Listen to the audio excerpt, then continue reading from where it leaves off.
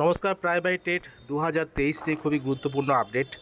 যে পরীক্ষার যে তারিখ সেটা নিয়ে কিন্তু হাইকোর্টে মামলা হয়েছে, সকলে জানেন। তো সেই মামলার আজকে শুনানির ডেট ছিল। তো সেই শুনানি কিন্তু শেষ পর্যন্ত হয়নি।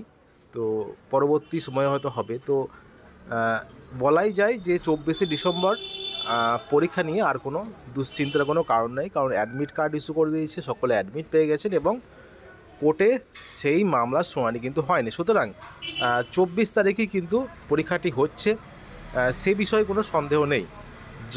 যারা অ্যাডমিট পেয়ে গেছেন, যারা ডাউনলোড এখনও করেননি, সকলে করে নেবেন। তো 24 তারিখে কিন্তু পরীক্ষাটি হচ্ছে। পরীক্ষার তারিখ আর কোনো পরিবর্তন হচ্ছে না। প্রাইমারি টেট 2023-এর যে পরীক্ষা, সেই পরীক্ষা কিন্তু আগামী 24শে ডিসেম্বরে কিন্তু হচ্ছে। এই 24শে ডিসেম্বরে কিন্তু পরীক্ষাটা হবে। এই নিয়ে কোনো আর কোনো দুশ্চিন্তার কোনো কারণ নেই।